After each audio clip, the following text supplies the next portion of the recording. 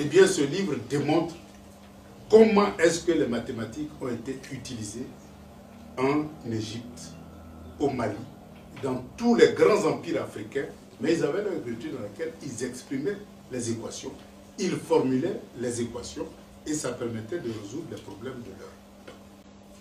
Et je vais vous donner un exemple que j'ai soulevé ici. C'est surtout tous ceux qui ont fait le collège connaissent ce théorème-là qu'on appelle le théorème de Thalès. Alors, ce théorème-là, bon, évidemment, ce n'était pas le théorème de Thalès, hein. Thalès ne connaissait pas ça du tout.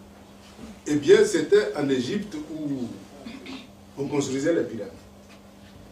Eh bien, Thalès était parti en Égypte et son maître lui a demandé de mesurer la hauteur d'une pyramide. Il dit non, lui, il ne peut pas monter sur la pyramide pour mesurer la hauteur de la pyramide. Il lui a dit, bon, c'est très bien, comme vous ne pouvez pas monter sur la hauteur sur la pyramide, mesurez au moins ma hauteur. Donc évidemment, c'est simple, 1 mètre et quelques, c'est facile. Donc il mesure la hauteur du maître. Il dit bien, mesure la longueur de mon ombre. Puisque quand le soleil brille, eh bien, il y a l'ombre du maître qui est projeté au sol. Donc il mesure. Il dit, quel est le rapport entre la longueur de mon ombre et ma hauteur? Il dit, ah oui, vous faites 1m70, mais l'autre fait 65, donc c'est 2 fois moins. Ok. Mesure maintenant l'ombre de la pyramide. Donc il mesure l'ombre de la pyramide. Il dit, déduit la hauteur de la pyramide. Donc évidemment, il multiplie par 2 et il a la hauteur de la pyramide. Il dit, mais vous avez la réponse à votre question. Donc vous êtes capable de calculer la hauteur de la pyramide par la mesure de l'ombre de la pyramide. Et c'est ça le théorème de Thalès.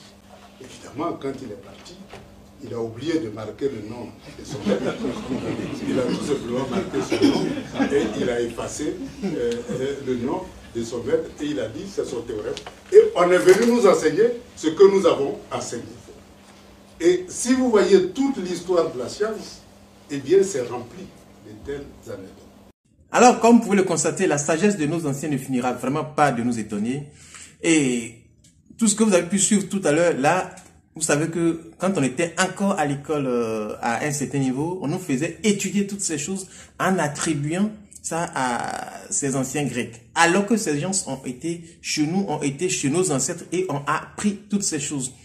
Quand on était à l'école primaire encore, on nous disait que les propriétés de Thalès et Pythagore, je ne sais plus qui a dit quoi a dit qui, mais l'un qui disait que l'hypoténuse au carré est égale à la somme des 2 autres côtés du triangle, où 2 droites perpendiculaires à une même droite sont parallèles. Bon, toutes ces choses-là, ils nous ont raconté toutes ces choses en disant que ce sont les Grecs qui ont découvert toute cette science, toute cette histoire, et on leur attribuait tout simplement ce mérite. Aujourd'hui, avec ce développement, on a pu constater que ces choses étaient déjà écrites sur des papyrus datant d'il y a des milliers d'années avant même les qu'on appelle prétendus auteurs. On trouve encore ça dans des tombeaux des anciens Égyptiens, des pharaons. Toutes ces formules étaient déjà écrites là. Alors il faut comprendre aujourd'hui que ces gens nous ont tout simplement biaisés, nous ont tout simplement blagué, et que tout ce qui vient de ces gens-là n'est pas la vérité. Donc, il nous appartient à nous, peuple de Kama, de vraiment bosser à fond, de nous investir à fond, vraiment de creuser pour comprendre l'histoire telle qu'elle était avant et non celle que les autres ont voulu nous raconter. Alors, c'est sur ce que je voudrais vous présenter aujourd'hui. Je vais m'arrêter là aujourd'hui et assurez-vous de vous abonner, d'activer la note de notification si vous n'êtes toujours pas encore abonné et de partager au maximum, de nous donner des commentaires, de nous envoyer des commentaires, de nous envoyer des messages afin que nous puissions communiquer et c'est ainsi que le peuple Kama pourra se réunir. Alors, je vous dis encore à très bientôt pour un nouvel épisode.